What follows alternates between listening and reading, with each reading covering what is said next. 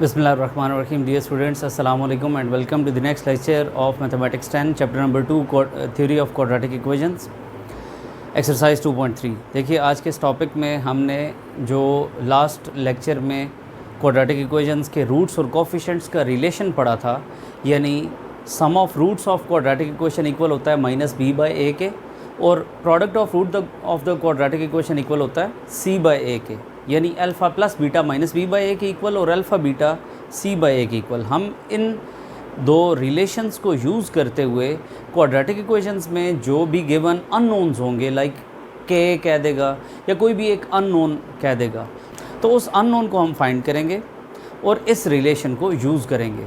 और एक्सरसाइज 2.3 के remaining questions, यानी क्वेश्चन नंबर 1 तो कर लिया था लास्ट लेक्चर में, आज के लेक्चर में हम क्वेश्चन नंबर 2 से लेके 6 तक के तमाम क्वेश्चंस को आज के इस लेक्चर में कंप्लीट करेंगे। So let's start today's lecture. देखिए क्वेश्चन नंबर 2 में कहता है find the value of k if the sum of the roots of this equation is twice the product of root, यानी sum of root alpha plus beta होता है equals to twice the product of root. ये condition उसने हमें दी हुई है और हमने इसमें के की वैल्यू को फाइंड आउट करना है। तो क्लियरली आप देख रहे हैं एक्स स्क्वायर का कोफिशिएंट ए कहलाता है, तो ए की वैल्यू 2k है। एक्स का कोफिशिएंट बी कहलाता है, तो वो -3 है, और सी यानी कांस्टेंट टर्म जो है वो 4k है। तो मैंने यहाँ पर ए बी और सी की वैल्यूज़ लिखी। अल्फ़ा प्लस बीटा आप जानते हैं माइनस बी बाई ए के इक्वल होता है, वैल्यूज़ पुट की तो एस की वैल्यू ये आ रही है। इसी तरह से product of root p alpha beta के इक्वल यानी सी बाई ए के इक्वल होता है, और उसमें उसकी वैल्यू पुट करने पर आंसर 2 आ रहा है। अब उसने कंडीशन हमें दी है sum of root s is equal to twice the product of root, या आप इस तरह से भी लिख सकते हैं। अल्फ़ा प्लस बीटा में आप 3/2k पुट करें और 2 इंटू अल्फ़ा बीटा में आप 2 पुट कर दें, यानी मैंने एस में उसकी वैल्यू और पी में उसकी वैल्यू पुट कर दी। अब ये 2k इक्वल किधर आएगा, तो 2 इंटू 2k हो जाएगा, यानी 8k हो जाएगा, और 8 वापस उधर आकर डिवाइड होगा तो k की वैल्यू 3/8 के इक्वल आ जाएगी। देखिए क्वेश्चन नंबर 3 में आपसे कहता है find the value of k if the sum of the squares of the roots of this equation is 2, यानी आपको ये इक्वेशन दी हुई है। आप a b और c की वैल्यूज़ पहले तो लिख लें। a 4k है, b 3k है और c -8 है। मैंने a b c की वैल्यूज़ लिख ली। इसके बाद आप देखिए कि अल्फ़ा और बीटा से अगर मैं रूट्स ऑफ द इक्वेशन को रिप्रेजेंट करूं, तो आप जानते हैं sum of root alpha plus beta minus b by a के इक्वल होता है। वैल्यूज़ पुट की तो ये k और k कैंसिल हो रहा है, -3/4 आंसर आ रहा है। Product of root alpha beta c by a के इक्वल होता है। सी में उसकी वैल्यू -8 और ए में उसकी वैल्यू 4k पुट की और सिंप्लीफाई किया, यानी 4 1s और 4 2s तो -2/k आ रहा है। अब आप अगर कंडीशन देखें तो उसने हमें कहा sum of the squares of the roots, मतलब क्या हुआ कि sum of the squares of the roots, एक रूट अल्फ़ा और एक बीटा ले रहा हूँ, तो sum of the squares of the roots is 2, तो मैंने इस कंडीशन को यहाँ पर यूज़ किया। अब इसमें आप देख रहे हैं कि मैं इसको होल स्क्वायर नहीं बना सकता। Alpha square plus beta square को उसका होल स्क्वायर क्यों नहीं बनाया जा सकता, क्योंकि आप लॉज ऑफ एक्सपोनेंट्स में पढ़ चुके हैं कि सेपरेट स्क्वायर को सम के केस में होल स्क्वायर में कन्वर्ट नहीं किया जा सकता, यानी ये दोनों पर सेपरेट स्क्वायर अप्लाई हो रहा हो और बीच में प्लस आ रहा हो तो ये होल स्क्वायर नहीं बन सकता, अनलेस कि आपके पास फार्मूला कंप्लीट हो, यानी alpha square plus beta square plus 2 alpha beta. अगर ये चीज़ होगी तो ये होल स्क्वायर बन सकता है। तो अब ये प्लस 2 अल्फ़ा बीटा हमने खुद से लगाया, तो फिर माइनस भी खुद से करना पड़ेगा ताकि इक्वालिटी मेंटेन रह सके, तो -2 अल्फ़ा बीटा भी कर दिया और इक्वल्स टू 2 की जगह 2 लगा दिया। अब ये alpha square plus beta square plus 2 alpha beta alpha plus beta का होल स्क्वायर बन जाएगा, जबकि -2 अल्फ़ा बीटा एज रेज आ जाएगा। अब आप अल्फ़ा प्लस बीटा में उसकी वैल्यू -3/4 पुट कर देंगे, -2 के बाद अल्फ़ा बीटा में उसकी वैल्यू -2/k पुट कर देंगे, जैसा कि मैंने यहाँ पर कर दिया। अब -3/4 का स्क्वायर लें तो माइनस का स्क्वायर प्लस होता है, 3 का स्क्वायर 9 होता है और 4 का स्क्वायर 16 होता है।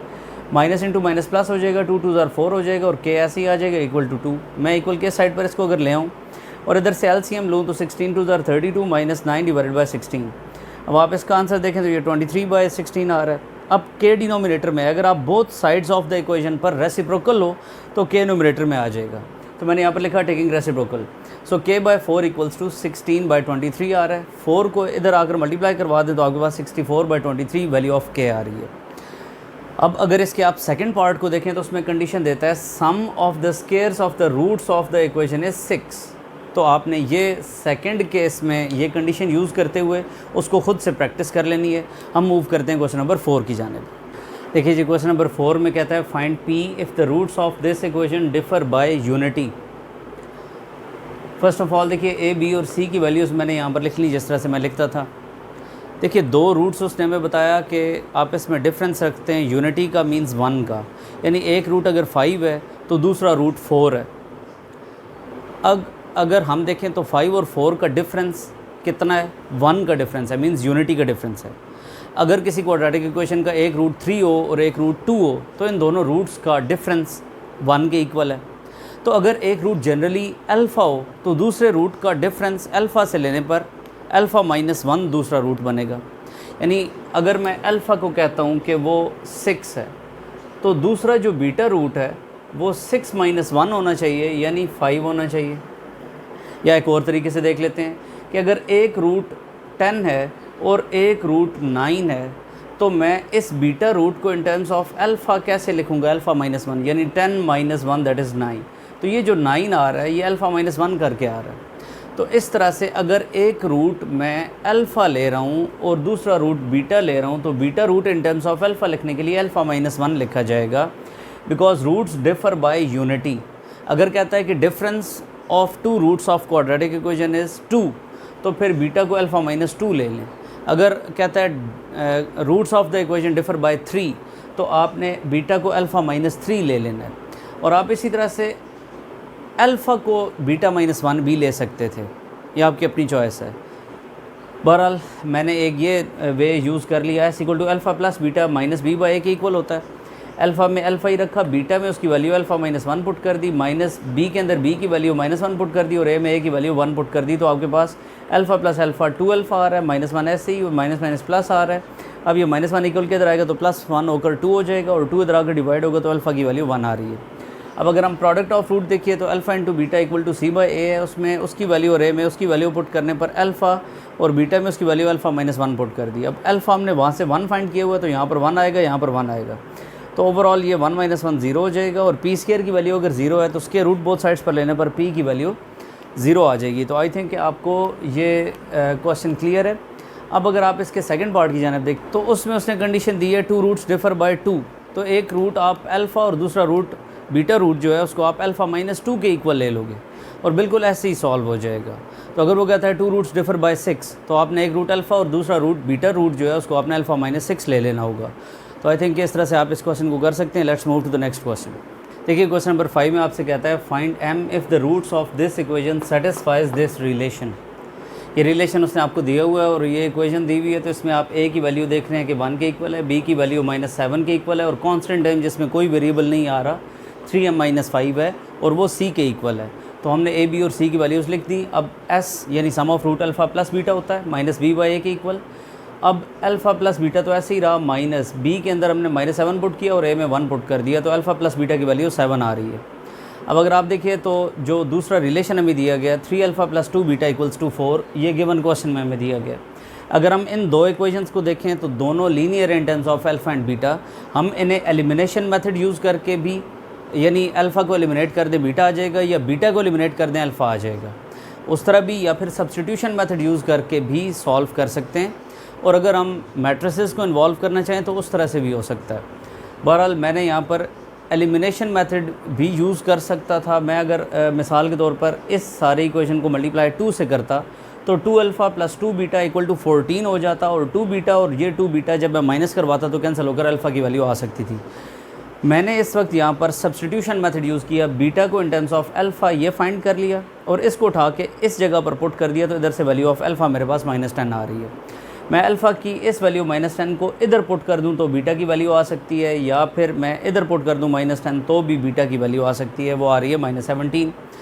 अब आप देख सकते हैं कि product of root alpha beta होता है और वो c बाई ए के इक्वल है। c में 3m - 5 और a में 1 पुट कर दिया। अब अल्फ़ा में अल्फ़ा की वैल्यू -10 पुट कर दी और बीटा में उसकी वैल्यू 17 पुट कर दी। बाकी इसको हमने सिंप्लीफाई करवाया तो m की वैल्यू -55 आ रही है। आई थिंक कि इसके रिमेनिंग पार्ट्स में आपने जस्ट इक्वेशंस चेंज हैं या ये दो चीज़ें चेंज हुई होंगी, बाकी मेथड सारा ऐसे ही होगा, आप किसी भी मेथड से इसको सॉल्व कर सकते हैं। So question number 6 last question की जानिब मूव करते हैं। अब देखिए कि क्वेश्चन नंबर 6 में कहता है find m if sum and product of roots of the following equation is equal to a given number lambda. मिसाल के तौर पर सम ऑफ रूट जो है वो 5 है किसी इक्वेशन का और प्रोडक्ट ऑफ रूट करते हैं तो तब भी आंसर 5 आता है मिसाल के तौर पर, तो फिर क्या कहेंगे कि अल्फ़ा प्लस बीटा और अल्फ़ा बीटा आप इसमें इक्वल हैं और वो इक्वल हैं किसी एक नंबर के, उस नंबर को जनरली लैम्डा कह रहे हैं, लेकिन हम क्या कर रहे हैं कि इनको इक्वेट करवा दें, यानी अल्फ़ा प्लस बीटा भी 5 के इक्वल है, अल्फ़ा बीटा भी 5 के इक्वल है, तो अल्फ़ा प्लस बीटा और अल्फ़ा बीटा आपस में भी इक्वल हो जाएंगे।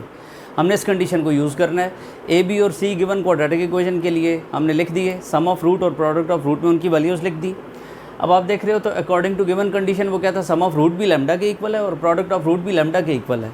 तो इसका मतलब है कि अगर ये इसके इक्वल हो और ये भी इसी के इक्वल हो तो ये दोनों आपस में भी इक्वल होंगे। हमने इस पे इनकी वैल्यूज़ पुट कर दी, ये डिनोमिनेटर्स दोनों से सेम आ रहे थे, कैंसिल हो गए और इसके थ्रू वैल्यू ऑफ एम निकाल दी 3/2।